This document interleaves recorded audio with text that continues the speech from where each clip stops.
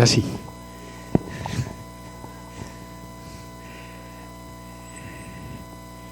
Una vez más, veo que han llegado algunos en el último minuto, les saludamos. Qué alegría que estén con nosotros esta vez. Quisiera presentar a nuestro querido conferencista. Se llama Wilcar, así con W, Wilcar, como los grandes hombres de la fe. Woodrow Wilson. Todos empiezan por la W, ¿no has visto? Uno ve las citas y todos comienzan con la W. Pues bueno, nosotros también no nos podíamos quedar atrás, los bautistas de Medellín, y tenemos nuestro Wilcar. Wilcar Martínez, un hermano muy apreciado, muy querido por nosotros. Él es ingeniero industrial. Tiene, vamos a ver si lo vamos a pronunciar bien, tiene un MBA. Está bien dicho, es un Master Business Administration. Bueno, eso. Tiene un MBA en administración. Es teólogo y tiene una maestría en divinidades. Yo le preguntaba a él, conversando un poquito más temprano sobre el pedigrí. Dije, yo creo que lo más importante de todo eso es indicar que nosotros somos muy bendecidos porque él es pastor de una de nuestras iglesias Redil en la ciudad, pastor del Redil Itagüí, y ese reclutamiento que le ha hecho el Señor para servirle, creo que es lo más valioso que puede tener un siervo, ¿no, estimado pastor? Muy bien. Por favor, querido Wilcar, acércate por aquí. Ellos son tímidos, pero no te preocupes. Señor, queremos darte muchas gracias, Padre, por este tiempo de enseñanza que hoy nos provees por medio de este hermano, Señor. Ayúdale a él, Señor, y ayúdanos a nosotros a poder conocerte más, a comprenderte más y a amarte más, Señor. Bendícelo, Señor, a él para que nos bendiga a nosotros, Señor, y permítele a este hombre que su pensamiento y su corazón, Señor, sean sujetos completamente en la voluntad en Cristo Jesús. Amén. Amén.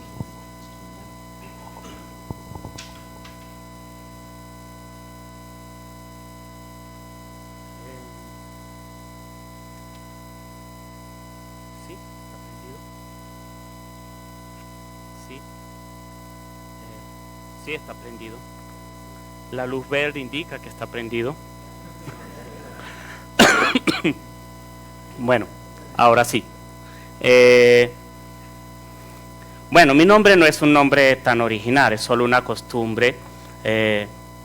Solo por nota general, un Wilcar nace de tomar el nombre de tu papá que se llama Wilday y tu mamá que se llama Carmen y fusiona los dos nombres. Así produces un Wilcar. Comprobado. Conozco otros Wilcar y son Wilson y Carla, pero siempre es una mezcla de nombres que comienzan por W y nombres que comienzan por C. No sé por qué. Añadiría a la halagadora presentación que hizo Parmenio, que quizás lo más importante es que también sobre mí. Llevo 20 años de casado con Marjorie, una mujer que conozco desde hace más de 30 años. Tiene mucha paciencia, me ha enseñado mucho de paciencia y tolerancia. Hemos caminado juntos más de la mitad de nuestras vidas. Y desde hace 12 años soy estudiante estudio intensivamente paciencia, pero también humildad con mi hija Esther, un regalo de Dios, y desde hace 8 años he descubierto que puedo reformular la primera ley de la termodinámica a la energía no se crea ni se destruye, simplemente descanso un par de horas con mi hijo Esteban, y esa es otra nota interesante. Quiero empezar esta no diría conferencia, me gustaría que sea nada más una reflexión, como la hemos titulado Acercándonos al Dios Trino, una reflexión sobre la Trinidad, leyendo un pasaje en Primera de Pedro. Porque para mí es una de las motivaciones por las que he estudiado teología y he tenido la bendición de no solamente hacerlo a nivel de la licenciatura, sino a nivel de la maestría. Y si mi esposa algún día me deja, algún día un doctorado. En Primera de Pedro, en el capítulo 1, los versos 3 y 4, hay un pasaje que debería inspirarnos a estudiar las Escrituras. Dice así: bendito sea el Dios y Padre de nuestro Señor Jesucristo, quien según su gran misericordia nos ha hecho nacer de nuevo a una esperanza viva mediante la resurrección de Jesucristo de entre los muertos, para obtener una herencia incorruptible, inmaculada y que no se marchitará, reservada en los cielos para ustedes. No sé qué les produce a ustedes, pero a mí este pasaje me llena de asombro, me llena de emoción, me conmueve, me hace pensar muchas preguntas. ¿Qué clase de herencia, qué clase de esperanza viva es la que yo vivo? Este conocimiento del Padre, esta obra maravillosa de redención. Nosotros somos un pueblo que vivimos con una esperanza muy, muy grande. Y deberíamos vivir así, esa es la esperanza del Evangelio. Pero esa esperanza tiene algunos compromisos. Debemos entenderla. Debemos comprender la fe en la cual nosotros vivimos. Debemos comprender la fe del Evangelio, entender qué significa todo esto y cómo debemos vivir preparándonos para la eternidad. Esa es la razón por la que uno debería estudiar doctrina, para crecer en la fe. No para acumular títulos, no para buscar tener renombre, sino para poder comprender esta clase de fe y esperanza que nos motiva a vivir. Así que esta noche quiero comenzar respondiendo a la pregunta: ¿por qué debemos estudiar doctrina? No creo que sea una pregunta difícil de responder para ustedes, porque estamos en un entorno que se llama la academia, así que ustedes están comprometidos con el estudio de la doctrina, pero quiero decir algunas cosas de por qué es importante estudiar doctrina. Y la mejor respuesta que he encontrado de por qué estudiar doctrina la da un teólogo llamado Herman Bavinck. Él dice: la religión cristiana se afirma o se derrumba sobre la verdad de nuestro conocimiento de Dios. Nuestra religión, usando la palabra religión en el término de diccionario, sin ninguna carga emocional, sino simplemente como nuestro sistema de creencias, de valores y tradiciones cristianas, en ese sentido hablo de religión, se va a sostener o se va a derrumbar en la medida en la que nosotros tenemos un conocimiento claro o no de Dios. Así que esta noche, pensando en la importancia de estudiar doctrina, de crecer en ese conocimiento, quiero hacer solo dos cosas: exponer brevemente la doctrina de la Trinidad. Y si corro mucho, espero que sean rápidos copiando, es culpa de Parmenio, porque he tenido que resumir una breve conferencia que di en 4 horas a 1:30. Entonces esto va a ser un poquito acelerado, pero quiero hablar sobre la doctrina de la Trinidad y enfatizar, mientras las estudiamos, la importancia de tener un compromiso serio con el estudio de la doctrina. Quiero no solamente exponer la doctrina de la Trinidad, sino de alguna manera, y es parte de mi llamado pastoral, recordarles por qué es importante estudiar doctrina. Y en general hay un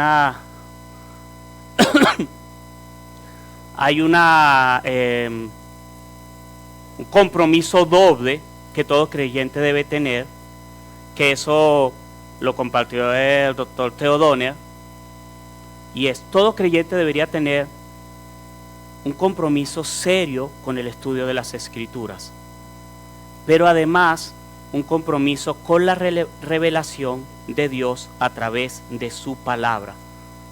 Nosotros necesitamos esas dos cosas: comprometernos seriamente con estudiar la palabra de Dios y comprometernos seriamente con creer, afirmar y vivir en la realidad de que esa palabra que estamos estudiando es la revelación de Dios. Dios nos ha hablado a través de las Escrituras. Dicho esto, esta charla tiene 4 partes. Imagínense, no sé si podré darlas todas, espero que sí. En algunas partes vamos a correr, en otras quiero hacer un poco más despacio. Pero lo primero es que quiero definir brevemente qué es doctrina, luego dar una breve introducción a la doctrina de la Trinidad, luego quiero mostrarles cómo vemos la doctrina de la Trinidad de las Escrituras. Y quiero tomar 2 caminos para mostrar eso, porque hay 2 formas de abordarse a las doctrinas bíblicas. Y espero que el desarrollo de la doctrina de la Trinidad les ayude para después el estudio de otras doctrinas de la Biblia. De todas maneras, y finalmente, algunas aplicaciones de cómo yo traigo a mi práctica de fe la doctrina de la Trinidad. ¿Qué es doctrina?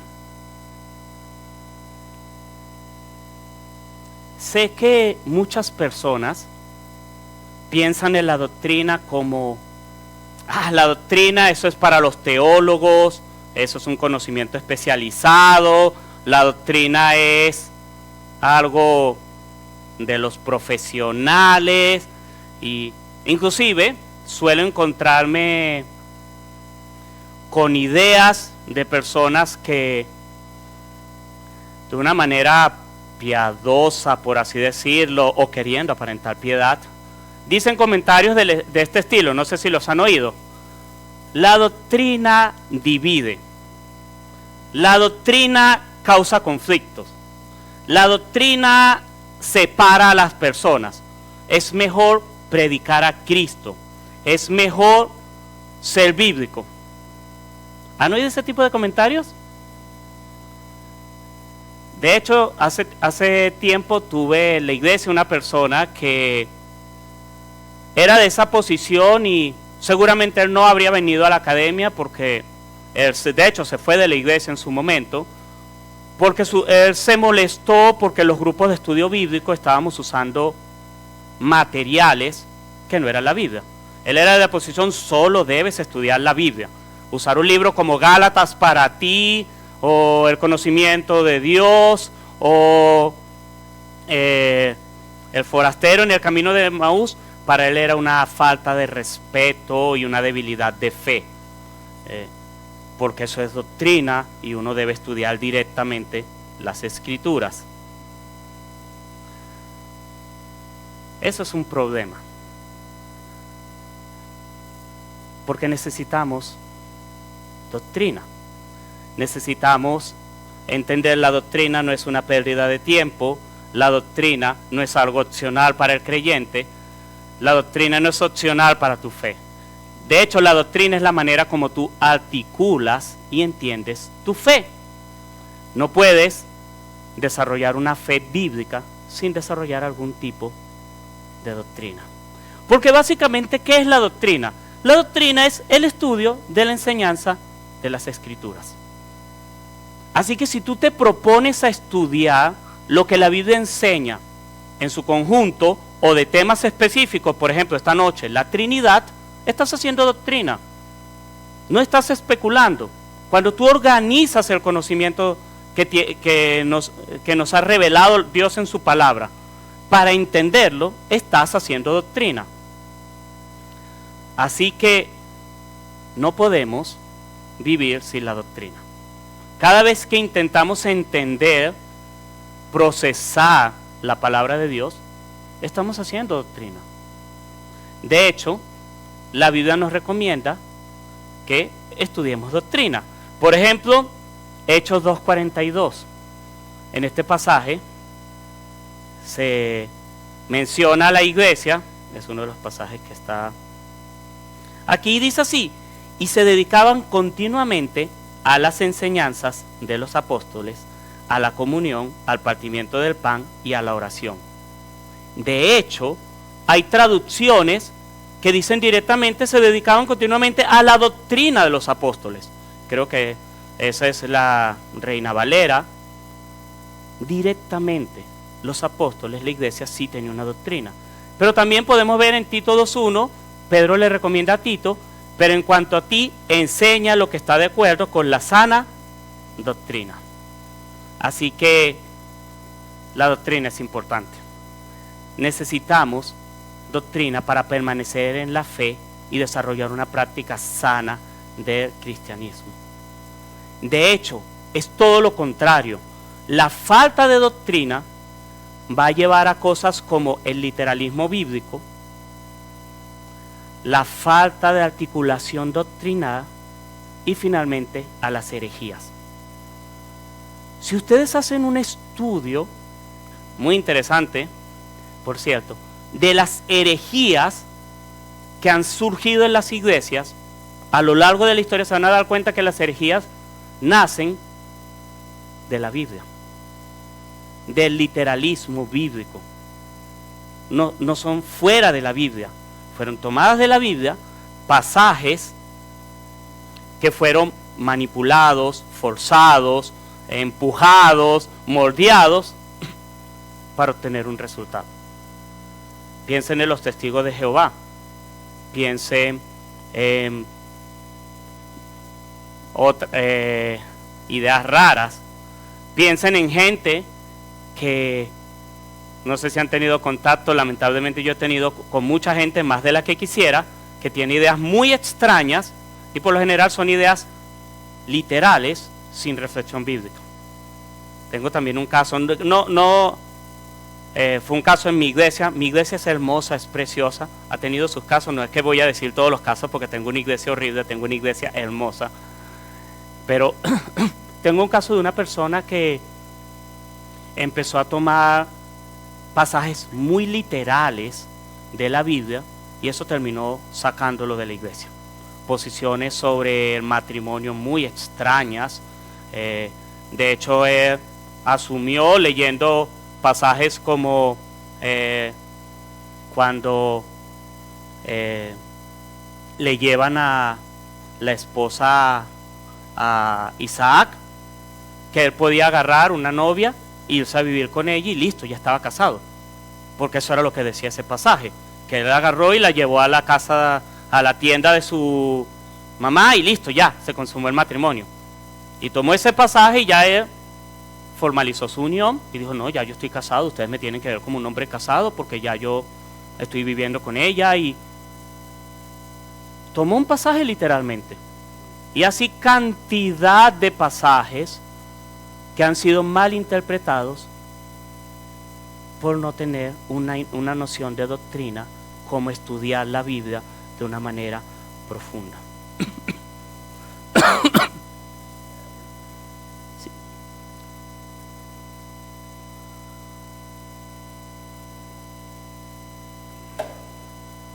Así que cuando estoy hablando de doctrina, estoy hablando de las enseñanzas que la iglesia ha ido articulando a lo largo de la historia. Son nuestras tradiciones, son la manera de ver la Biblia, de pensar y de reflexionar en ella. Eso es lo que nos permite permanecer en el camino de la fe, eso es lo que nos permite ser ortodoxos. Y otra, aquí aclaro, ortodoxo no significa desabrido, aburrido, sino es la práctica correcta de la fe. Necesitamos doctrina. Yo creo que la iglesia no está llamada a inventar doctrinas y a tener una libre interpretación de las escrituras. debe hacerlo con fidelidad y acorde a la tradición. Por eso tenemos confesiones, por eso seguimos credos.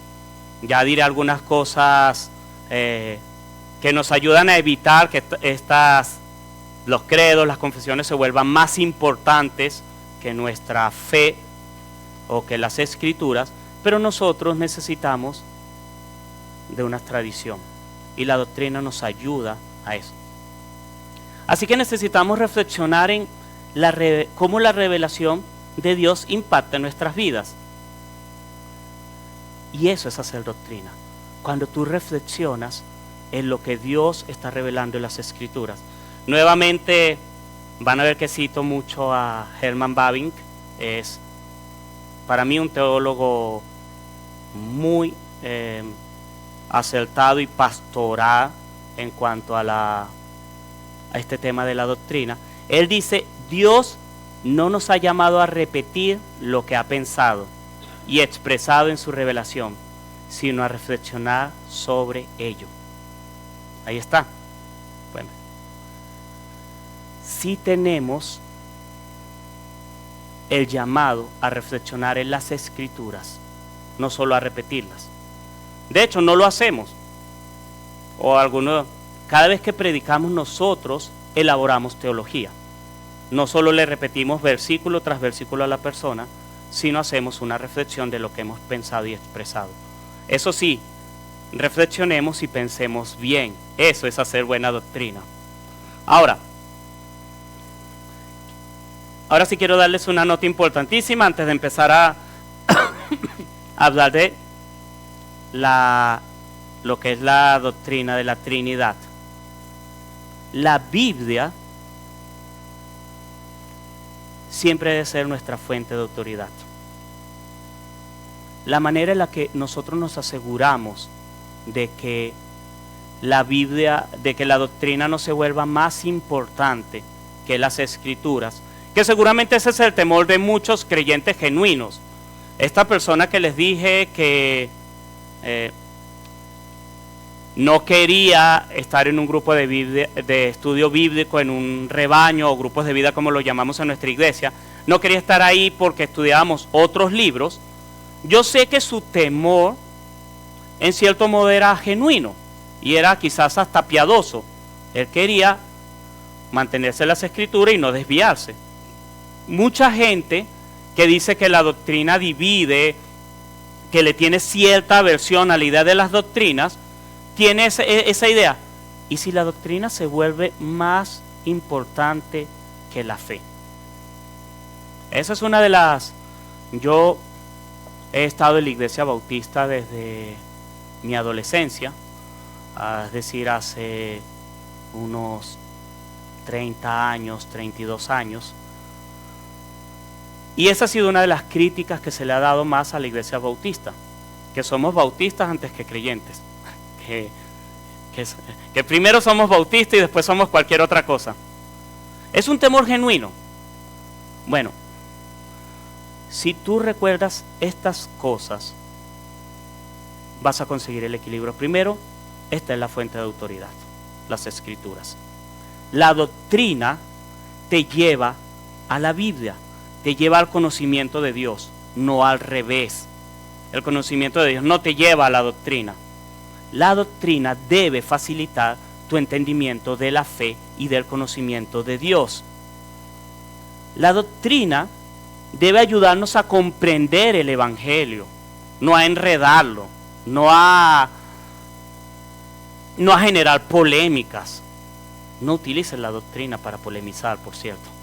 Especialmente a los que les gusta comentar en chat y foros. La doctrina no es para eso.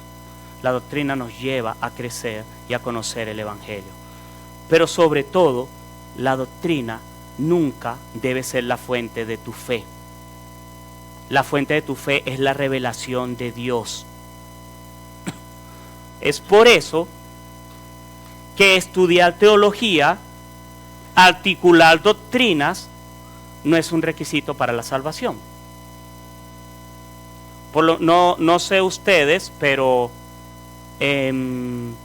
allá en el Redil de Itagüí, cuando vamos a hacer las entrevistas de membresía, una de las directrices que más le doy a los entrevistadores, a los hermanos que me ayudan en las entrevistas es: no te preocupes si la persona no sabe articular doctrina.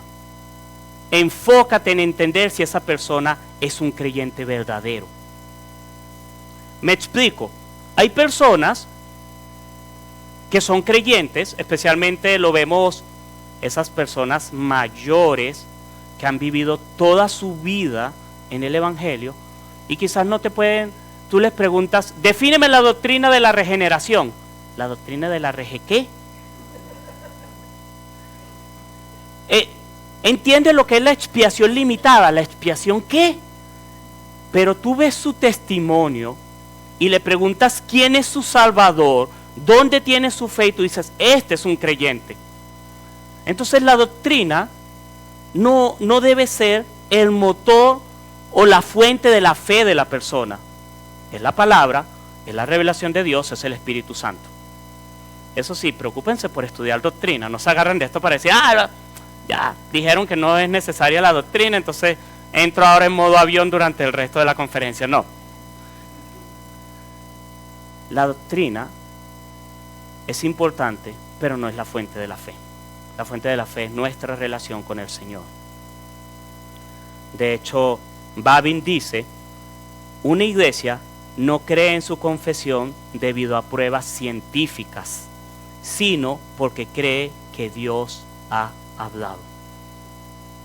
Yo estudié teología porque me gusta estudiar, pero no para alimentar mi fe. Ya yo tengo una fe con Cristo.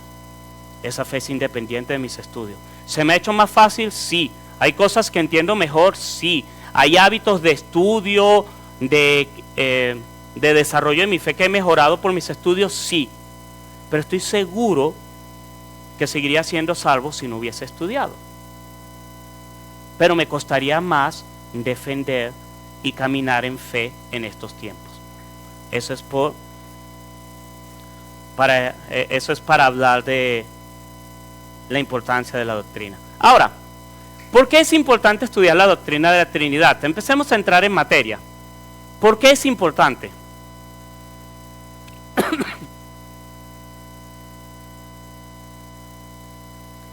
Porque es la doctrina más importante para nuestra fe. Y me vas a decir, ¿en serio? ¿Es la doctrina más importante? Yo creí que era la salvación. No. La doctrina de la Trinidad es más importante porque es la forma en la que Dios se ha revelado. Dios se ha revelado como un Dios trino. Y si tú no conoces a ese Dios trino, vas a tener problemas para relacionarte con Él. De hecho, hay un libro, de hecho estas son dos de recomendaciones en esta noche. Puedes, si te gusta estudiar y leer 1600 páginas más o menos, lee a Herman Bavinck, Dogmática Reformada. Pero si eres más práctico, lee al autor que voy a citar en este momento, que es Bruce Ware, un libro fantástico que escribió que se llama Grandes Verdades para Corazones Jóvenes. Es un libro que él escribió para sus hijas, en las conversaciones que tenía con ellas, las preguntas que les hacían antes de ir a dormir. Pero es un libro que tiene una doctrina preciosa, sencilla, concisa. A mí me ayudó mucho y no soy tan joven.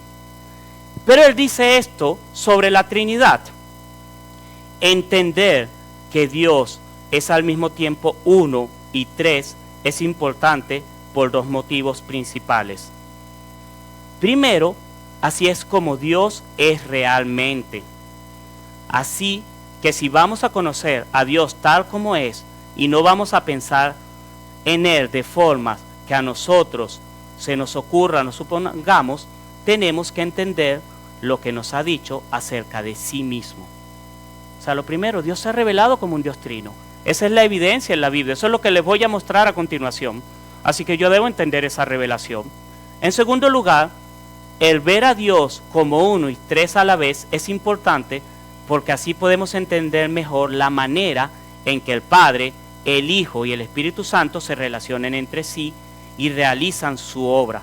Cada persona, el Padre, el Hijo y el Espíritu Santo, tiene una importante obra que hacer y no obstante, mientras los tres realizan su obra, se relacionan entre sí y con nosotros en el proceso. Esto es lo que dice este autor y es cierto.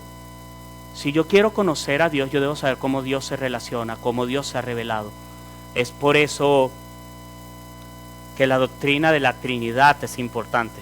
Y si no me creen a mí, Herman Bavinck también dice, todo el sistema de creencias cristiano se sostiene o se viene abajo con la confesión de la Trinidad de Dios. Esta es el centro de la fe cristiana, la raíz de todos los dogmas, el contenido básico del nuevo pacto.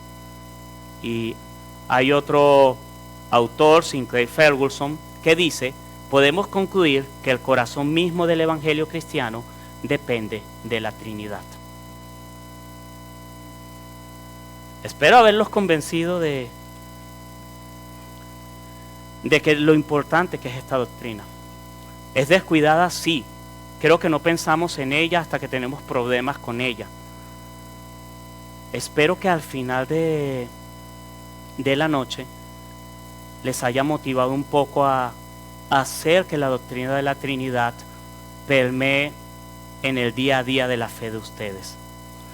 Bien, la segunda, eso fue las razones para los que estudiar doctrina y la doctrina de la Trinidad. Ahora empecemos a hablar propiamente de la doctrina de la Trinidad. Y como esta es una doctrina compleja, quiero hacer algunas aclaratorias importantes para que después no pidan que les devuelvan la entrada, que les reembolsen la entrada. Número 1, yo esta noche no voy a armonizar o explicar de qué trata la Trinidad. No es posible. Es un misterio. Simplemente voy a mostrar de manera concisa y breve lo que las Escrituras nos muestran de la Trinidad. Y quizás una manera de empezar, por lo menos a mí me ha ayudado mucho a entender la Trinidad, es aceptar que yo no puedo explicarla ni entenderla al 100%. Yo no puedo entender la doctrina de la Trinidad como entendí las leyes de Newton cuando estudiaba física. No puedo. Sencillamente porque es un misterio. Recuerden que nuestro conocimiento de Dios nos llega a través de analogías. No es un conocimiento directo, es Dios revelando formas que nosotros podamos entender. Así que la doctrina de la Trinidad no la voy a explicar. Y también yo no sé todas las respuestas. No puedo explicarlo. Pero sí intentaré ser claro de demostrarles lo que la Biblia dice y cómo yo puedo construir fe a través de eso. Y sí quiero que pensemos en cómo esta doctrina nos puede ayudar en nuestro caminar cristiano. Dicho esto, hablemos un poco de historia. Historia importante, por cierto, antes de entrar en la Biblia. La primera vez que aparece la Trinidad es en el siglo II y III, de mano de un teólogo llamado Tertuliano. Él es el primero que utiliza el término Trinidad para hablar de la relación entre Padre, Hijo y Espíritu Santo, y que los tres son tres personas, pero tienen una misma esencia. Ahí es cuando la cosa se empieza a poner complicada. Ojo, no es que antes no se hablaba de la Trinidad. Antes sí aparecía. De hecho, la doctrina de la Trinidad está en la Biblia y siempre se ha llevado. Pero Tertuliano es el primero que utiliza el término por una razón muy sencilla. A él le toca vivir en un tiempo en el que empiezan a surgir herejías en cuanto al entendimiento de Dios. Empiezan a surgir herejías como el arrianismo, que hoy lo tenemos vivo en la persona en los testigos de Jehová. esa idea de que Dios es de que Jesucristo es un ser creado, una especie de segundo Dios, bueno, eso. Pero también otras como el modalismo, que es que Dios es un solo Dios que ha aparecido en diferentes modos. ¿Les suena esa doctrina? Eso lo vemos hoy como en los unitarios sobre todo, que ven un Dios en una época de la historia, una época fue el Espíritu Santo y ahora es Jesucristo, o viceversa. Y había subordinacionalismo, docetismo, una cantidad de herejías. Esto lo digo por lo siguiente: las doctrinas se forjan en la controversia. Las doctrinas son respuestas de la iglesia a amenazas a la fe. Cuando empezaron a cuestionar la forma en la que Dios se presentaba, fue necesario desarrollar la doctrina de la Trinidad, y ahí es cuando Tertuliano empieza a utilizar por primera vez este término. Pero la historia de la iglesia, de las doctrinas de la iglesia, nace como respuesta a presiones y ataques a la fe. Es la misma historia con los cánones de Dort o los 5 puntos del calvinismo, como también se les conoce. Son una respuesta a amenazas, y así vamos desarrollando teología. Y la pregunta que seguramente, no sé si ustedes han tenido conversaciones sobre la Trinidad,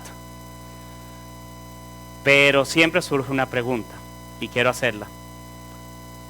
¿La palabra Trinidad aparece en la Biblia? No, no aparece. Como dije, se mencionó, se acuñó 300 años, 200 años después.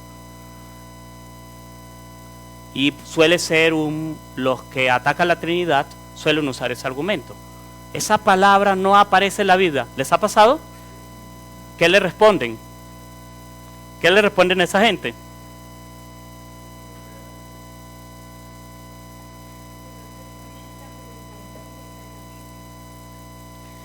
¿Saben qué les respondo yo? ¿Y cuál es el problema? ¿Cuál es el problema?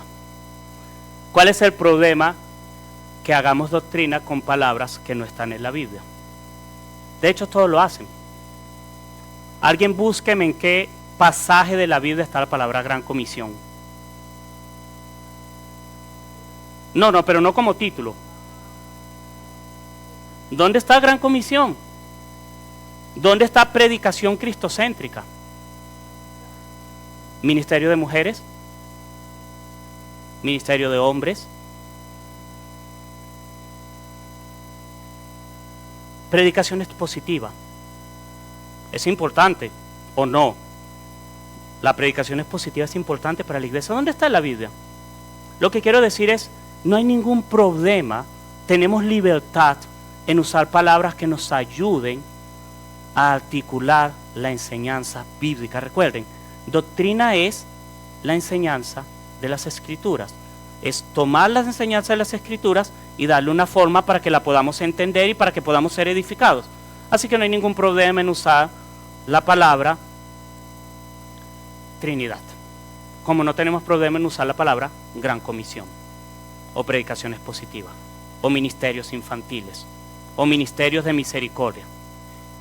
No están en la Biblia, pero sí nos ayudan a tomar enseñanzas de la Biblia y aplicarlas. Porque sí, cuando hablamos de la Gran Comisión estamos hablando de algo muy específico. Estamos hablando de nuestro llamado, estamos hablando de la forma de hacer misiones, de la forma en la que discipulamos, de la forma en la que hacemos iglesias. Así que no hay ningún problema en que la palabra Trinidad no esté en las Escrituras. Así que cuando les vuelvan a decir, es que esa palabra no está, tienen que decirle, ¿y cuál es el problema?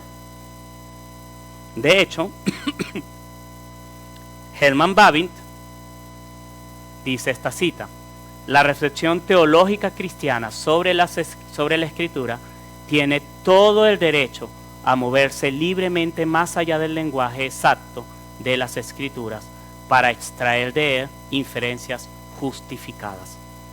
Tenemos la libertad de usar palabras que no están en las Escrituras, siempre y cuando expresen el significado, expresen inferencias acordes con las Escrituras.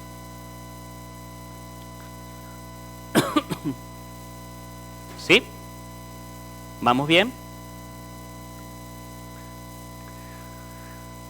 Pasando de la historia, podría quedarme hablando mucho de historia, pero se nos haría tarde, realmente tarde. ¿Qué enseña exactamente la Biblia sobre la Trinidad? Pues hay dos maneras de abordar este asunto. De hecho, estas son las maneras en las que hacemos teología. La primera es tomando textos de prueba. Un texto de prueba, ¿saben lo que es eso? Son esos pasajes de las Escrituras que me ayudan a respaldar una idea. Entonces, por ejemplo, quiero respaldar la idea de que el creyente debe traer diezmos o debe dar a la iglesia, y me voy a ese pasaje de traer los diezmos al alfolí, y me voy al pasaje que dice Dios ama al dador alegre. Son esos textos que respaldan posiciones propias de la doctrina. Son útiles, sí, son importantes porque nos ayudan a mirar directamente lo que dicen las Escrituras. Eso sí, no son la única herramienta, porque los textos de prueba tienen algunos riesgos. El primero ya lo mencioné: si me quedo solo con textos de prueba y no soy lo suficientemente profundo, puedo caer en el literalismo. A veces los textos pueden parecer contradictorios, necesito verlos bien, pueden retar mi entendimiento, etc. Y por ejemplo, ustedes han hecho aquí algunos de los catecismos de la iglesia.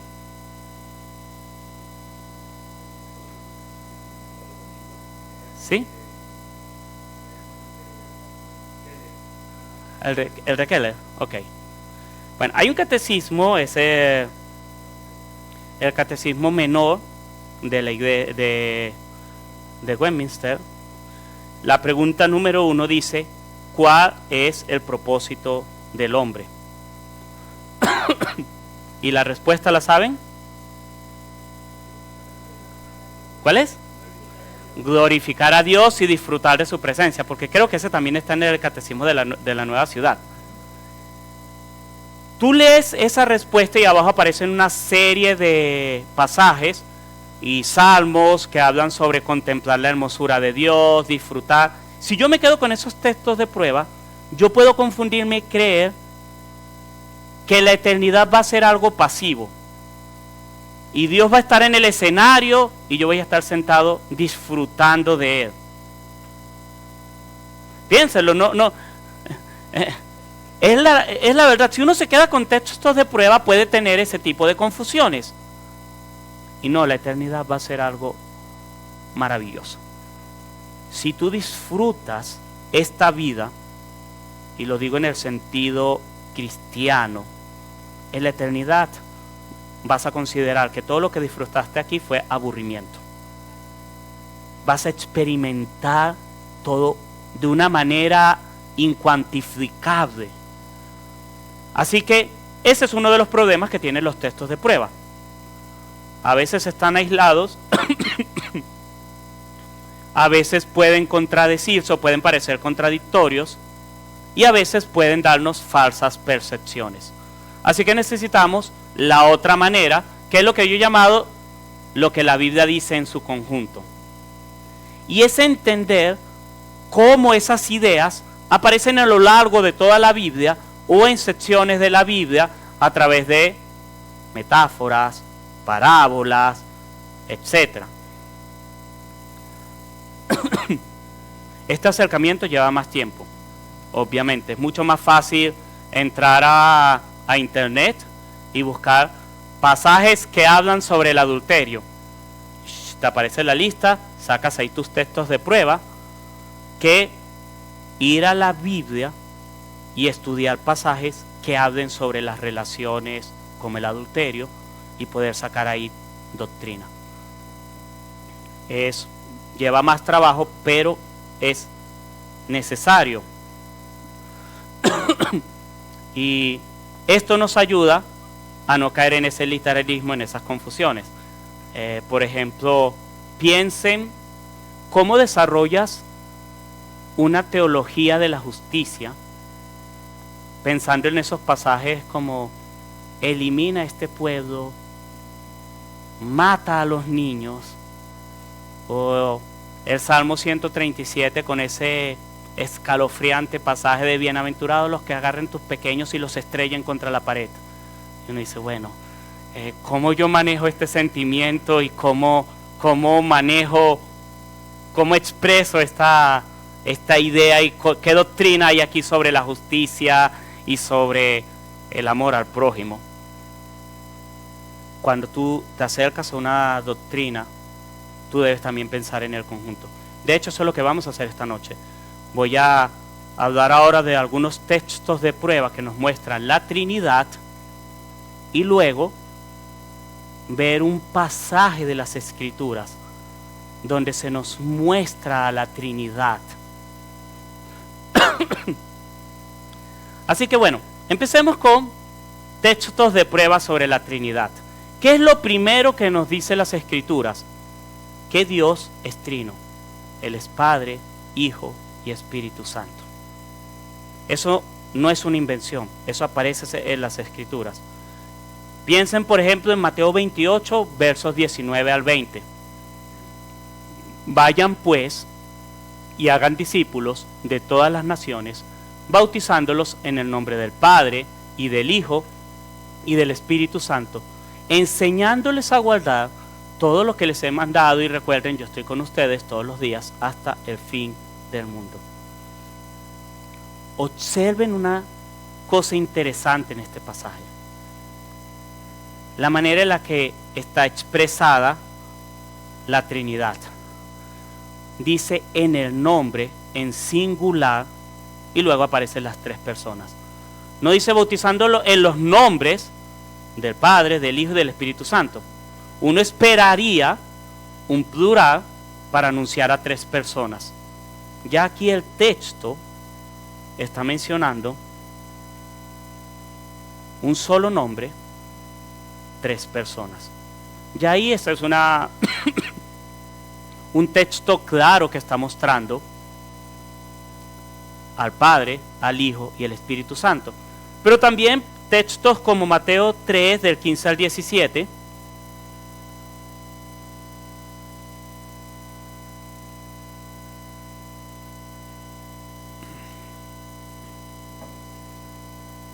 donde dice, Jesús le respondió, permítelo ahora, porque es conveniente que así cumplamos toda justicia. Esto es el bautismo de Jesús. Entonces Juan consintió. Después de ser bautizado, Jesús salió del agua inmediatamente, y los cielos se abrieron en ese momento, y él vio al Espíritu de Dios que descendía como una paloma, y venía sobre él. Y se oyó una voz de los cielos que decía, este es mi Hijo amado, en quien me he complacido. Este pasaje es muy interesante porque no solo menciona la Trinidad, sino que está presente la Trinidad. Está Jesús físicamente, desciende el Espíritu Santo y hay una voz que, aunque no dice yo soy el Padre, yo creo que la alusión de este es mi Hijo amado, hablando de Jesús, da a entender, es el Padre el que está hablando. Lucas 3, 21-22 repite la misma escena y es lo mismo. El Espíritu Santo bajando como paloma, Jesús y la voz que lo afirma como Padre. Así que sí, aquí estoy viendo directamente en la Biblia, solo haciendo una inferencia producto de una lectura cuidadosa, que hay Padre, Hijo y Espíritu Santo. Pero también podríamos ver Pasajes como 2 de Corintios, capítulo 13, verso 14. La gracia del Señor Jesucristo, el amor de Dios y la comunión del Espíritu Santo sean con todos ustedes. ¿Ven ahí a la Trinidad? Dios, Jesucristo y Espíritu Santo. No están en nombre Padre, Hijo y Espíritu Santo, un poco por el tema, lo que quiere enfatizar Pablo en este pasaje, pero nuevamente el pasaje nos está hablando de un Dios trino. Y podría citar entre muchos otros Efesios 2:18, que también es un pasaje que refleja un modelo de oración trinitaria. Aquí no se los voy a proyectar, solo quería decir que hay pasajes, muchas oraciones. Las doxologías suelen ser doxologías trinitarias. Siempre hablan de Padre, Hijo y Espíritu Santo. Así que eso es lo primero. La Biblia sí nos muestra un Dios que se revela como Padre, Hijo y Espíritu Santo. Ahora, hay también pasajes que nos ayudan a entender quién es el Padre, quién es el Hijo y quién es el Espíritu Santo. ¿Y qué es lo principal que nos va a decir la Biblia sobre el Padre? Y esto es importante porque aquí empezamos a entender de qué va esto, de que la palabra, de que Dios se haya revelado como Padre, Hijo y Espíritu Santo. Efesios 1:11. También en él hemos obtenido herencia, habiendo sido predestinados según el propósito de aquel que obra todas las cosas conforme al consejo de su voluntad. ¿Qué dice del Padre ese pasaje? Está hablando de Dios, del Padre. ¿Qué ha hecho Él?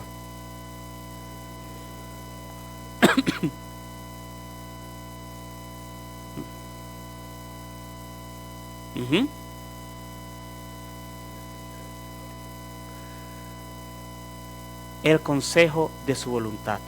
Dios Padre es el que planifica todo lo que acontece en la creación.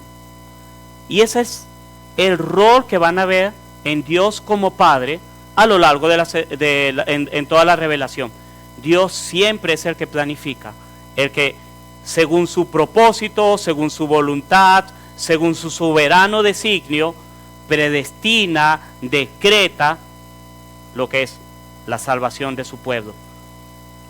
Piensa en otro pasaje, Efesios 1:3, seguimos en Efesios. Habla también un poco de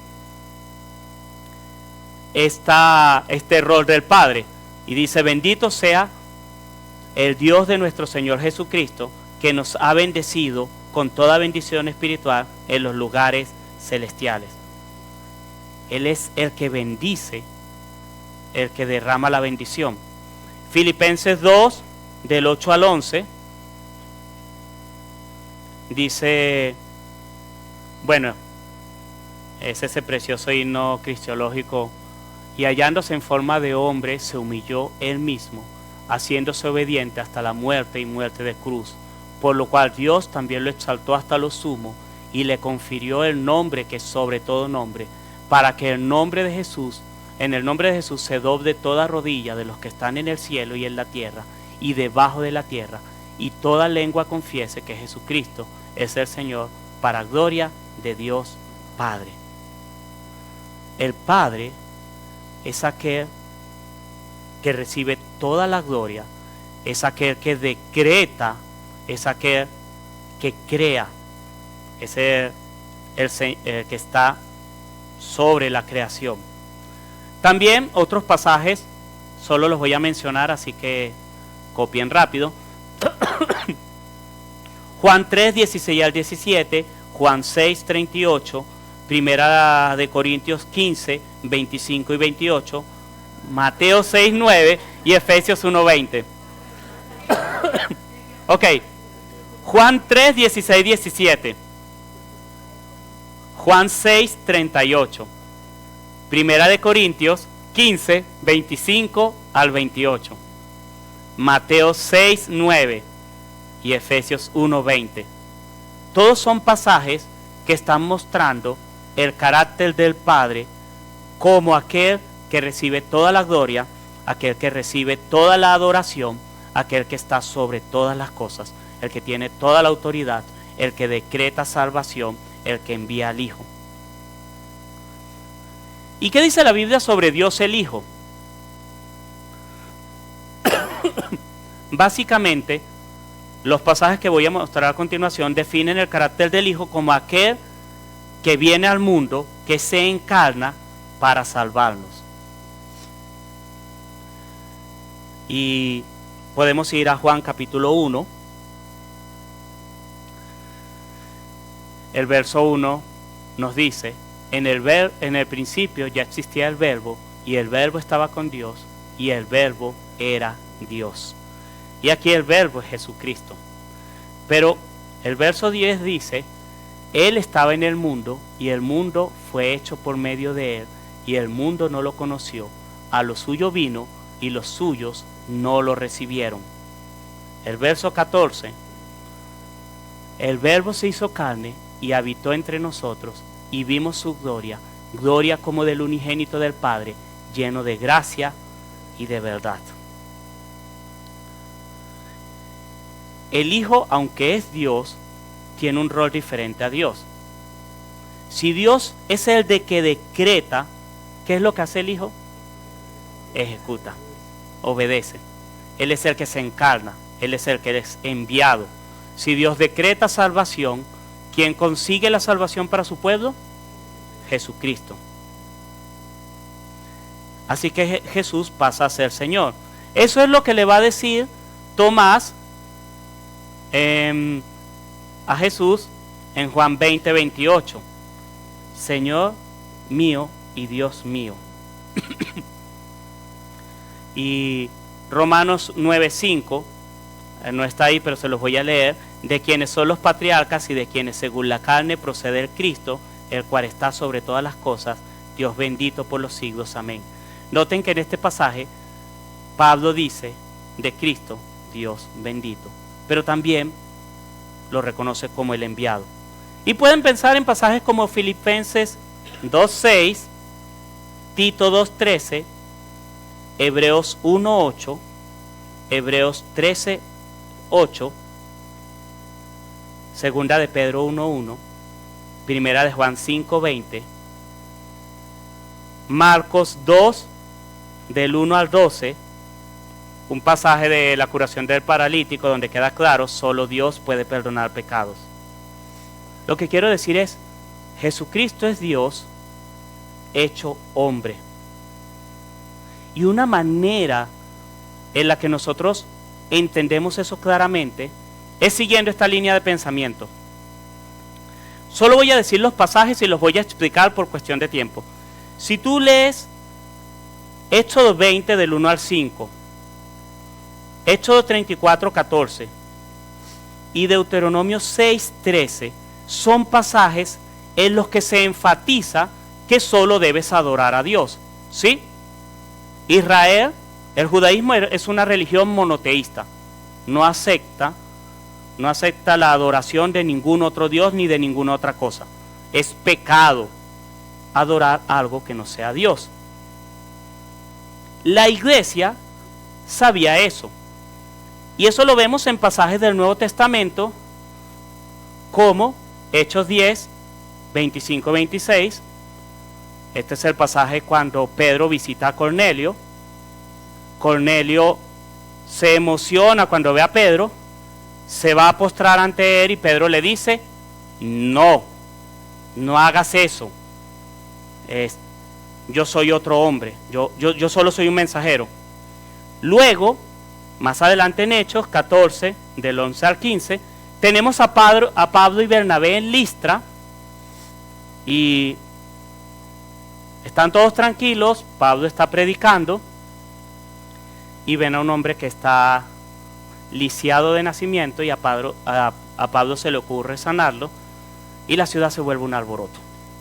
Y quieren adorar y ofrecer sacrificios a Pablo y Bernabé, porque dicen que Pablo es el dios Mercurio y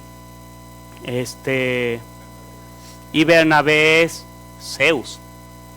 Sí, los confunden con dos dioses paganos. ¿Qué hacen Pablo y Bernabé? Dicen no pueden adorarnos, nosotros solo somos hombres, solo somos hombres. Pero también pueden ver en Apocalipsis, capítulo 19, versos 8 y 10, que un ángel se le aparece a Juan, y Juan se postra ante el ángel, y el ángel le dice, no, yo solo soy otro servidor. Sería buena. Y si no queda eso seguro, no apaguen el aire, hace calor. Prefiero toser un poco. También Apocalipsis 22, 8 y 9 vuelve a repetir la misma escena. Es interesante. Otra vez, parece que a Juan se le olvidó. Está ante un ángel, se va a postrar ante el ángel y el ángel le dice, no me adores, yo solo soy otro siervo. Así que si tú ves estos pasajes, tú dices, queda claro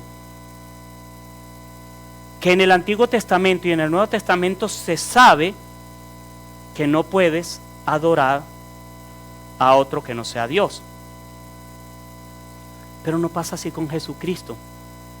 Juan 20, 28, ya lo leímos. Tomás cae de rodillas y le dice, Señor y Dios mío. Y Jesús no le dice, no me adores, porque se deja adorar. Apocalipsis 5, 8 y 14. Esa preciosa imagen de los ancianos que adoran y todo el cielo adora al Señor, están adorando a Jesucristo. Tú lees esto y dices, Jesucristo es Dios. De hecho, aquí quiero hacer una nota importante. Solo si eres una persona seria estudiando las Escrituras, si estás comprometido con la revelación de Dios, tú solo puedes reconocer a Jesucristo como Señor y Salvador, como Dios. ¿Les ha pasado alguna vez que se han encontrado con alguien que les dice algo así como, oh, yo creo que Jesucristo era un maestro de moral, era un hombre que enseñó moral, era un hombre justo, recto? ¿Se han encontrado con eso? Sí. Quiero leerles una cita. Voy a aprovecharme de este autor porque tiene una respuesta ingeniosa para los que te dicen eso. Es C.S. Lewis, el autor de las Crónicas de Narnia. Esto es lo que llaman el trilema de Lewis. Él dice, esto lo dice él, pero se lo pueden decir esas personas que dicen que Jesús era un maestro de moral, que no era Dios, que era un guía espiritual, que era un gran maestro. Él dice, intento con esto impedir que alguien diga la auténtica estupidez que algunos dicen acerca de él. Estoy dispuesto a aceptar a Jesús como un gran maestro de moral, pero no acepto su afirmación de que era Dios. Eso es precisamente lo que no debemos decir.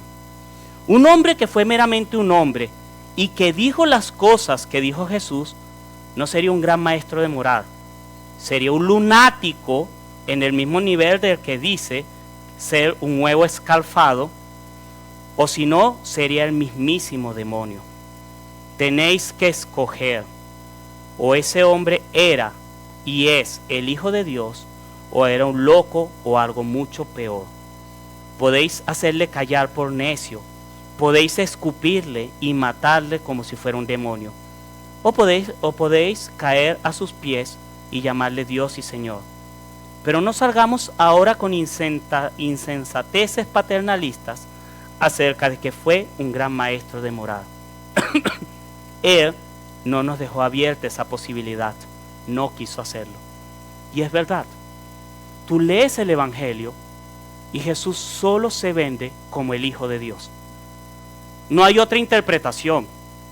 Cualquier otra idea de decir, este es un gran maestro de moral, este es un líder revolucionario. Por ahí conozco por lo menos 2 presidentes que han dicho que Jesús fue el primer socialista de la historia. Por lo menos 2. Esa gente, no te preocupes. Esa gente no está siendo respetuosa con la Biblia y con lo que las Escrituras enseñan. Y una de las cosas más compasivas que puedes hacer con esa persona es decirle, estás equivocado. Eso es tan disparatado como venir y decir, para mí Steve Jobs no fue un innovador del mundo de la tecnología, él fue un maestro de moda. Él me enseñó lo que es vestirse bien con sus trajes de cuello de tortuga y su... Es tergiversar, él no era eso. Él era un tipo que revolucionó el mundo de la tecnología, el iPhone y todo eso. O sea, es torcer el mensaje y la esencia de la persona. Así que Jesucristo es Dios y la Biblia solo de esa alternativa. Cualquier otra posición, como nos dice C.S. Lewis, es decir, es tomar a Jesús por loco o por malintencionado, por manipulador. Pero él en ningún momento dijo, yo vengo a fundar una escuela de moral. Él dijo, yo vengo a traer el reino de Dios. El reino de Dios está aquí. Yo soy las buenas nuevas. ¿Y qué dice del Espíritu Santo?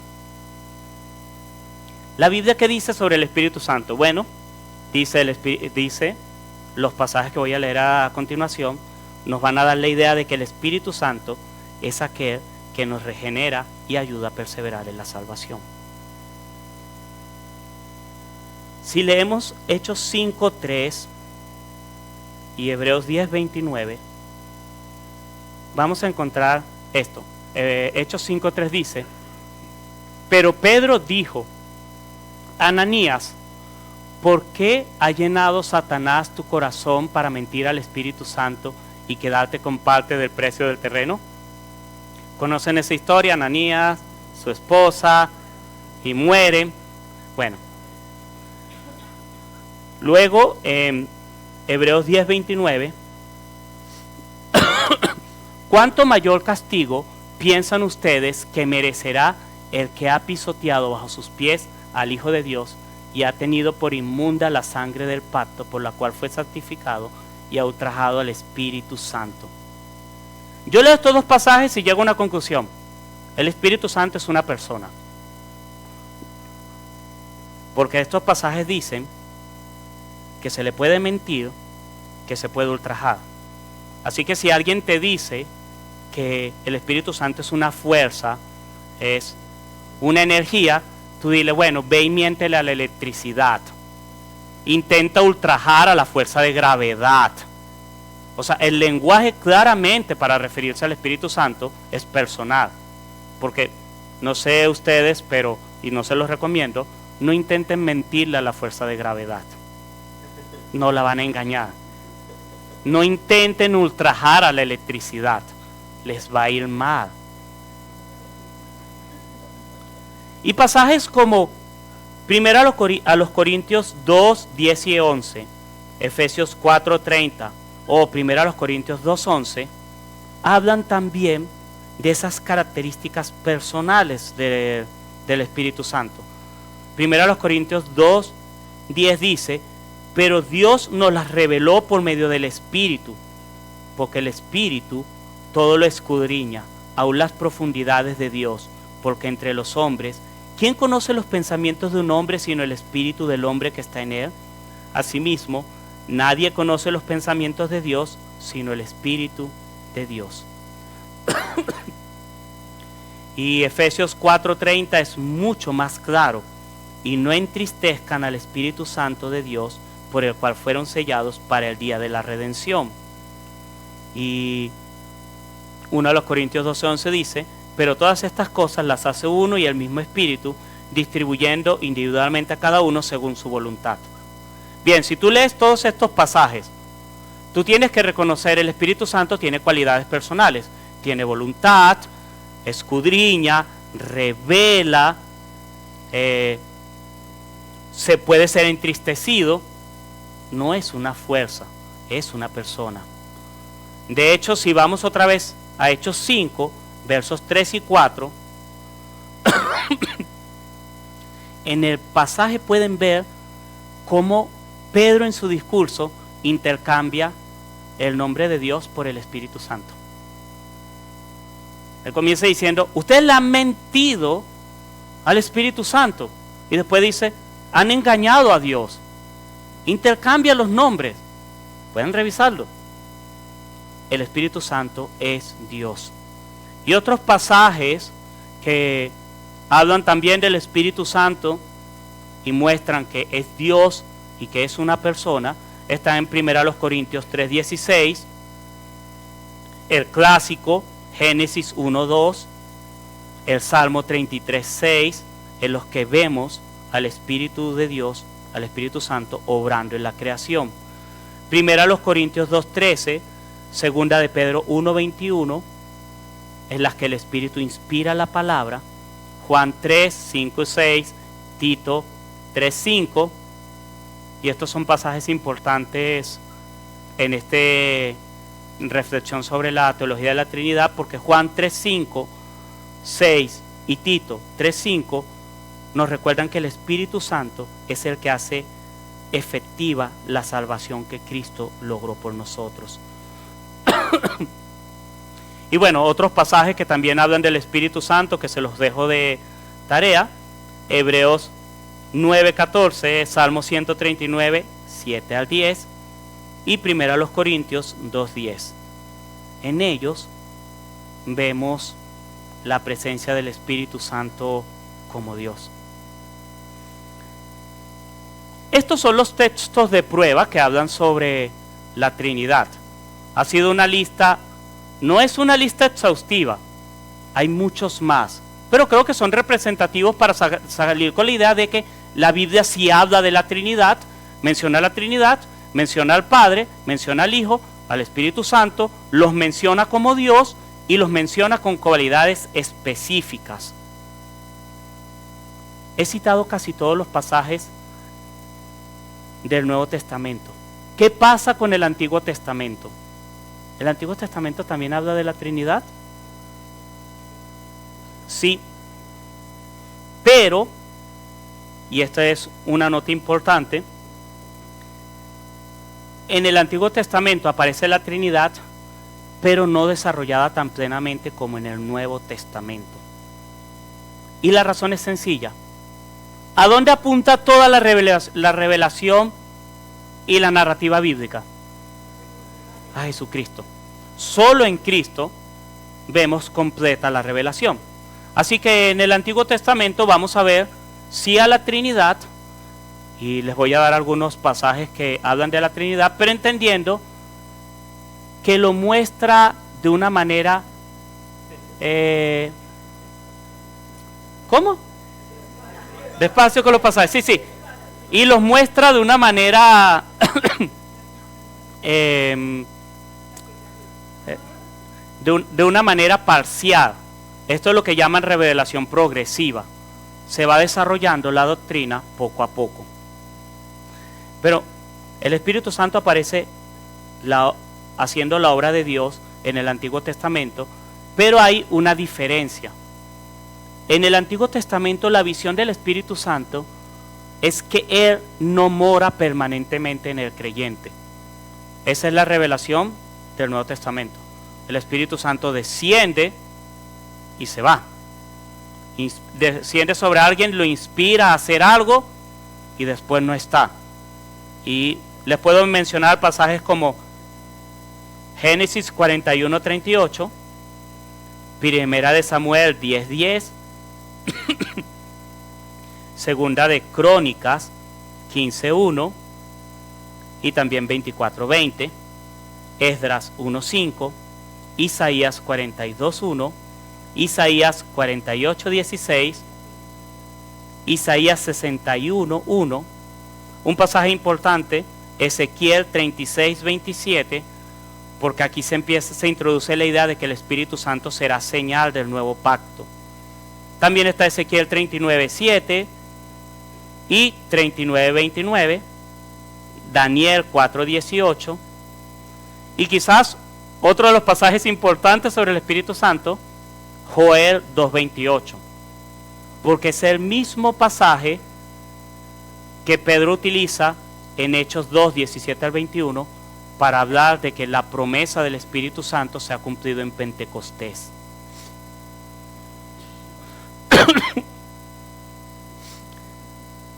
¿Y Jesucristo aparece en el Antiguo Testamento? ¿Cómo?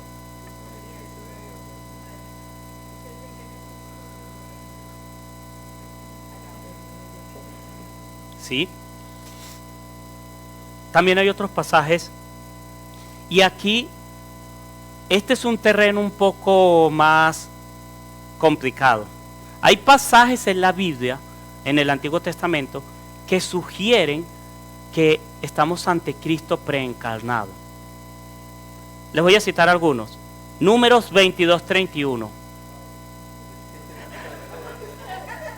Números 22, 31. Números 22, 34. Jueces 2, 1. Jueces 6, 21 y 22. Y Jueces 13, 2 al 23, que es el nacimiento de Sansón. Muchos de los pasajes en los que aparece la expresión el ángel de Jehová o el ángel del Señor, pareciese que estamos hablando de una preencarnación. ¿Por qué? Porque en muchos de esos pasajes se adora y se postra ante el ángel del Señor. Y sabemos que solo adorarás al Señor tu Dios. Por lo menos en los pasajes de Jueces, cuando se aparece el ángel del Señor, los que se encuentran con él lo adoran y se postran ante él, aún le ofrecen ofrendas. Sin embargo, esa frase, el ángel del Señor, es una frase muy extraña. No podemos afirmar, pero apuntan a que estaba Cristo ahí preencarnado. Y de todas maneras, recuerden, la doctrina de la Trinidad dice que Dios es uno en tres personas, así que donde está Dios está toda la Trinidad completa. No es que está uno por ahí, otro por allá. Y bueno, otros pasajes como Jeremías 33, 14 y 15, Isaías 9 del 1 al 7, se lo conocen, pasaje muy mesiánico, Isaías 11 del 1 al 3 y el Salmo 2, 7 y 9, sí apuntan a pensar en el Mesías como apuntan al Mesías que después el Nuevo Testamento conecta con Jesucristo. Dicen, ese Mesías es Jesucristo. Así que sí, el Nuevo Testamento también nos muestra a la Trinidad, pero nos los va a mostrar de una manera que se va desarrollando progresivamente y que solo podemos ver desde el Nuevo Testamento. O sea, cuando ya vemos toda la historia de redención, decimos, ah, eso es. Por cierto, aquí hago una publicidad pagada. Tienen que leer la Biblia completa. Porque la única manera de entender la Biblia es lees desde Génesis hasta Apocalipsis y después miras hacia atrás. Y puedo darle algo, y hay muchos ejemplos, pero la cuestión es que solo la Biblia tiene sentido cuando la lees completa, porque las historias encajan. Conoce la historia de Caín y Abel, ¿cierto? Dice que Caín ofreció una ofrenda, Abel otra, y a Dios no le gustó la de Caín. ¿Por qué no le gustó?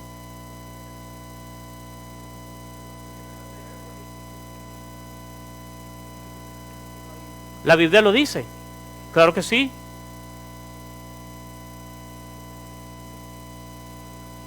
Lo dice en el Nuevo Testamento.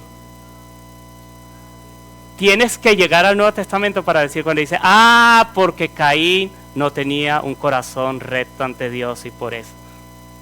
Pero tienes que llegar al Nuevo Testamento. Si te quedas solo con leer Génesis, tú te vas a quedar diciendo, ¿y por qué? ¿Acaso Dios es carnívoro? Porque Dios rechazó, o sea, y vas a buscar un verbo. No, es en el Nuevo Testamento donde se dice, es que Caín no tenía el corazón para Dios. Necesitas leer toda la historia y verla en conjunto. Es una narrativa que apunta a Cristo como Redentor. Esos fueron los textos de prueba. Ya no los voy a hacer correr con más textos de prueba. Ahora vamos a la otra manera que complementa lo que es la doctrina de la Trinidad, pero ahora desde un pasaje.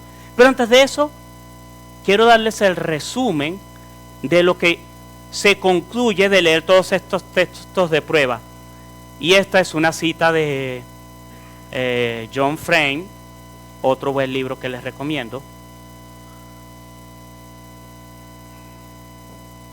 Y son lo que se suele llamar los 5 enunciados sobre la Trinidad. Podemos resumir la doctrina de la Trinidad en 5 aseveraciones. Dios es uno, Dios es tres. Las 3 personas son cada una completamente Dios. Cada persona es distinta a las otras y las 3 personas están relacionadas eternamente, Padre, Hijo y Espíritu Santo. Lo valioso de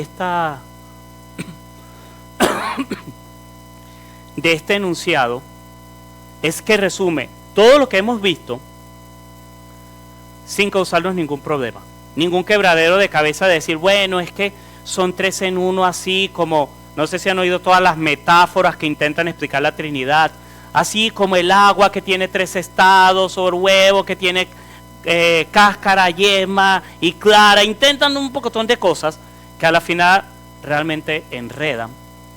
Pero estas 5 afirmaciones están. Dios es uno. Dios es 3, Padre, Hijo, Espíritu Santo.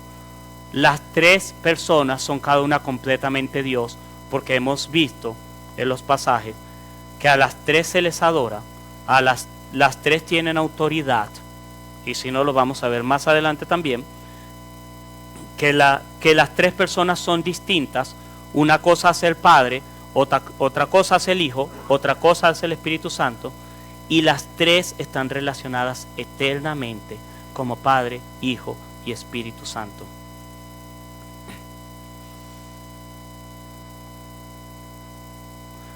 Los textos de prueba están ahí, pero ¿son esa la única manera en la que el Señor ha revelado la Trinidad? No. Les hago una pregunta. ¿Cuál creen ustedes que es el mayor, más largo y completo discurso trinitario de la Biblia? Pues hay un discurso trinitario en la Biblia.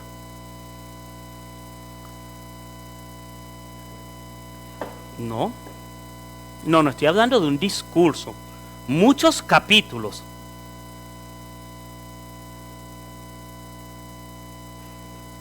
El Evangelio de Juan. El discurso más trinitario que pueden encontrar en la Biblia es Juan capítulo 13 hasta el capítulo 17. Todo ese discurso en el marco de la pasión del aposento alto es extremadamente trinitario. Y de ahí quiero mostrarles el ejercicio de cómo la Biblia desarrolla la Trinidad más allá de solo textos de prueba.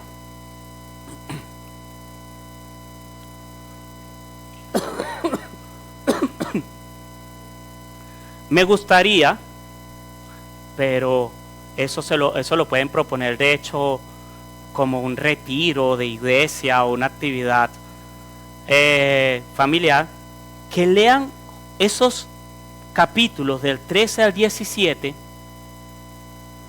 y vean esas relaciones trinitarias, porque solo voy a hacer un vuelo a ras y voy a comenzar diciendo cuál es la estructura de este discurso. se puede dividir en 7 partes.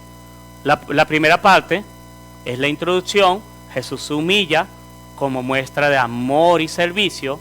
Luego, en segundo lugar, Jesús identifica al traidor, las palabras de ánimo y consuelo, la promesa del Espíritu Santo, la vid verdadera, la obra del Espíritu Santo y la oración pastoral de Jesús. Por cierto, a mí me gusta hacer publicidad. Quiero darles un consejo cuando aborden estos pasajes. Si hay un pasaje en la Biblia que tiene una carga emocional de parte de Jesús, es este.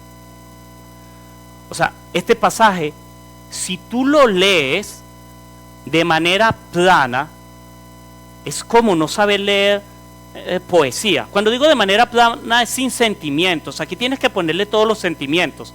El pasaje da a sugerir que Jesús está sufriendo. Los discípulos están sufriendo y están desconcertados. Y esa es una clave importantísima para entender este pasaje. Y la publicidad es esta. Nosotros necesitamos hoy aprender a releer la Biblia con las emociones, porque no lo sabemos hacer. Agarramos los salmos y los leemos como si estuviésemos leyendo las noticias deportivas. O sea, plano, sin emociones. De hecho, nosotros casi no percibimos emociones en las lecturas bíblicas. Por ejemplo, ¿a ustedes les da risa la historia de esa de saca la viga del ojo? Eso debería darnos risa, eso es humor. Ahí hay sarcasmo. O sea, ¿quién carga una viga en el ojo? Y de paso pendiente de sacarle una pajita al otro. O sea, hay pasajes, por ejemplo, cada vez que yo leo Hechos 20 y me imagino a Pablo ahí en esa playa de Mileto y le dice a esa gente que él ha amado: ustedes no me van a ver más, esta es la última vez que nos vamos a ver, y de en medio de ustedes van a salir lobos, así que cuiden el rebaño. Eso a mí me parte el corazón, esa despedida, ese amor pastoral. Eso no se lee así como uno lee cualquier cosa. Este pasaje es así. Jesús sabe lo que viene, sabe el precio que va a pagar, sabe el miedo y la traición de los discípulos. Y lo deberíamos ver así. Así que en este pasaje, en esta breve estructura, se desarrolla toda la Trinidad en estos capítulos. Y les voy a mostrar algunas relaciones adicionales a las que ya hemos visto de Dios, Padre, Hijo, de cómo la Trinidad, o mejor dicho, les voy a mostrar aquí brevemente cómo la Trinidad se relaciona a lo largo de este discurso. Nuevamente, lo ideal es que lean con detenimiento todo el capítulo y puedan ir viendo cómo se relacionan esto. Miren, en primer lugar, este pasaje muestra que Jesús tiene una relación única con el Padre. 40 veces en este discurso Jesús se refiere a Dios como Padre. O sea, la concentración de las veces que Jesús llama a Dios como Padre es impresionante. Pero por ejemplo, y es esta relación única, en 13:3, 13:19-20, en 14:28, en 16:20 al 28, en 17:3, en 17:13 y 17:18, Jesús afirma que Él fue enviado por el mismo Padre. Juan 13:3 dice: Jesús, sabiendo que el Señor había puesto todas las cosas en sus manos y que de Dios había salido y a Dios volvía, y continúa. Es una relación íntima. Jesús fue enviado por el Padre. Pero también esa relación única se ve en que el Padre y Jesús son uno. Y otra vez cito rápidamente 13, 19, 14 del 1 al 3, 14, 10 y 11, 15, 21, 24 y 16, 32 afirman que ambos son uno. 13, 19 dice: se los digo desde ahora, antes de que pase, para que suceda, crean que yo soy. ¿Ven la manera tan sutil en la que dice que Él es uno con el Padre? El uso del yo soy, el término que se atribuye directamente a Dios. Todo lo del Padre es del Hijo, otra manera en la que esa relación se ve íntima. 13.3, 16.15 y 17.2. 16.15 dice: todo lo que tiene el Padre es mío, por eso dije que Él toma de lo mío y se lo hará saber a ustedes. Y 17.2 da a entender que el Hijo tiene la misma autoridad del Padre. Y esa relación también es única porque el Padre es revelado en el Hijo. Solo podemos conocer al Padre a través del Hijo. Y eso está en 14, 6, 9, 17, 3 y 14, 16 al 9 dice: Jesús le dijo: yo soy el camino, la verdad y la vida. Nadie viene al Padre sino por mí. Si ustedes me hubieran conocido, también hubieran conocido que mi Padre, hubieran conocido a mi Padre. Desde ahora lo conocen y lo han visto. Señor, muéstranos al Padre y nos basta, dijo Felipe. Jesús le dijo: ¿tanto tiempo he estado con ustedes y todavía no me conoces, Felipe? El que me ha visto a mí, ha visto al Padre. ¿Cómo dices tú, muéstranos al Padre? Todos esos pasajes que he citado hasta ahora, espero que hayan copiado por lo menos alguno, son verdades que confirman que Jesucristo es Dios y que comparte la divinidad del Padre. Tienen una relación única. Pero en segundo lugar, Padre e Hijo comparten la gloria. Esto también afirma la divinidad. Y miren, capítulo 13, 31, 32, 17, 1, 17, 4 al 5, mencionan que el Padre glorifica al Hijo. Entonces, ese es 13, 31 y 32. Entonces, cuando salió Jesús dijo: ahora es glorificado el Hijo del Hombre y Dios es glorificado en Él. Si Dios es glorificado en Él, Dios también lo glorificará en Él mismo y lo glorificará enseguida. El Padre es glorificado en el Hijo, pero también el Hijo glorifica al Padre. Y Juan 14, 13, 15, 8 y 10, 17, 1, 17, 4 y 5 lo dicen. En 14, 13 dice: y todo lo que pidan en mi nombre lo haré para que el Padre sea glorificado en el Hijo. También una manera en la que se ve esa gloria compartida, la gloria del Hijo es eterna. Juan 17, 4 y 5 y 17, 24 expresan que la gloria que tiene el Hijo no es desde cuando Él se encarnó, sino ha sido desde toda la eternidad. Yo te glorifiqué en la tierra, habiendo terminado la obra que me diste que hiciera. Y ahora glorifícame tú, Padre, junto a ti, con la gloria que tenía contigo antes que el mundo existiera. Ese es Juan 17, 4 y 5.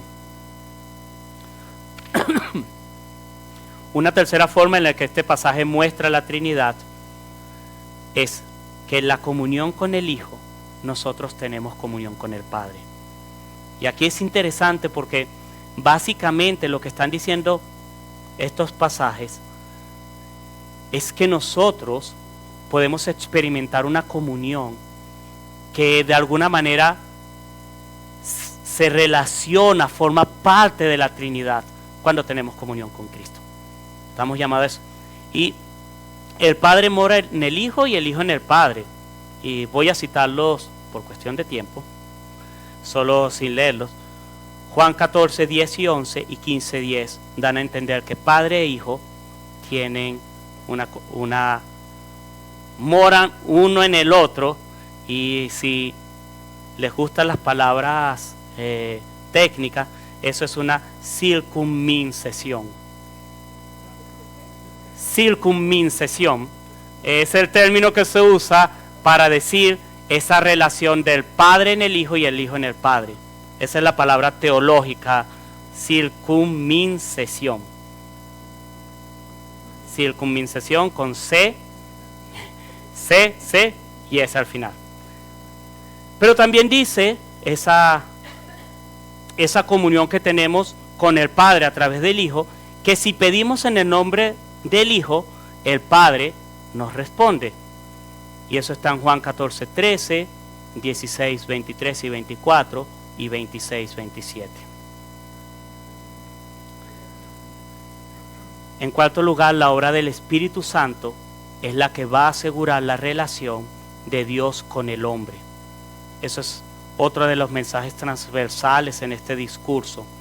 Y vemos en 13:3, 14:15, 16, 15, 26, que el Espíritu Santo es enviado por el Padre y el Hijo. Pero también el Espíritu Santo asegura que permanezcamos en la verdad. Y eso es esa parte de Juan 14, 19 y 20, 14, 26, 16, 8 y 10 y 16, 13. Cuando se nos recuerda que si permanecemos, si el Espíritu Santo nos ayuda, nos recordará la verdad, nos recordará las palabras que Jesús había dicho. Otra idea también es que el Espíritu Santo toma del Padre y del Hijo para aplicárnoslos a nosotros. Juan 16, 14 y 15. Y sobre todo, y quizás uno de los más importantes para nosotros, es que en este discurso se nos recuerda que el Espíritu Santo va a cumplir la promesa de morada de Dios y Jesucristo en medio de su pueblo. Juan 14, 23, 17, 23 y 17, 26.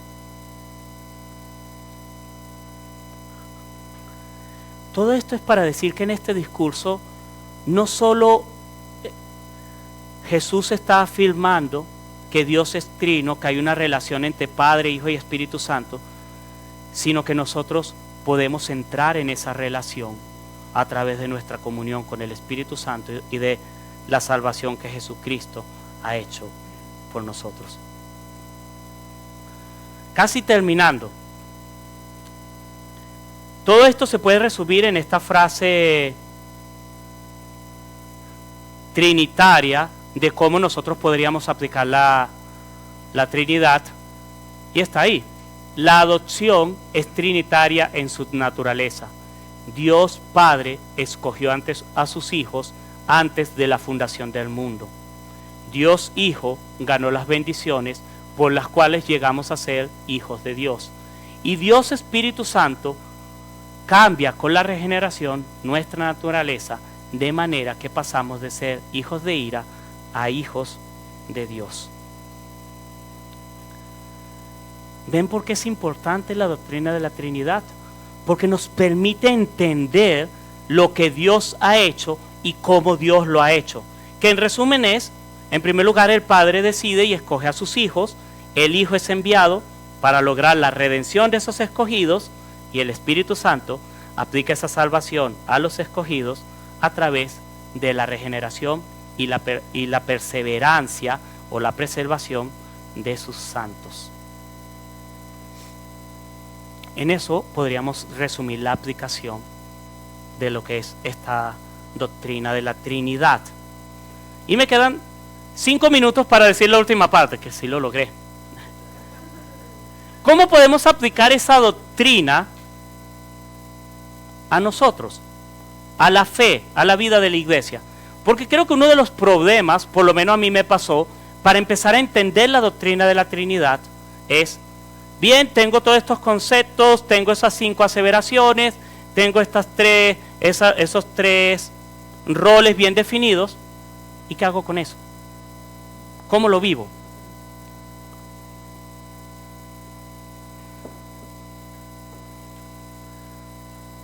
Sinclair Ferguson dice Él quería que conociéramos a Dios en su eterna gloria y reconociéramos cuán grande Él es. Pero también quería que viéramos que el Dios cuyo ser no podemos comprender es también un Padre que nos ama, un Hijo que vino a morir por nosotros, un Espíritu que nos lleva al corazón de Dios y trae a Dios a nuestros corazones. Nosotros deberíamos pensar en esto que se llama la economía de la Trinidad. Dios que elige, Jesucristo que salva y Espíritu Santo que nos lleva, como una manera de ver y vivir toda nuestra fe. Hay por lo menos 3 ideas que quiero proponer para finalizar de cómo vivir esto. Primero, predica al Dios Trino. Que tu predicación y tu discurso de Dios sea trinitario. Es decir, cuando estés hablando de Dios, procura decirlo en términos de la economía de la Trinidad. Un Padre que elige, un Padre que es soberano, que es el dueño de todo, que es el creador, un Hijo que viene a salvarnos y un Espíritu Santo que nos regenera y nos lleva a la comunión con el Padre. Una manera de hacerlo es, no sé cómo lo hacen, pero en Itagüí nosotros intencionalmente tenemos un año litúrgico que es trinitario.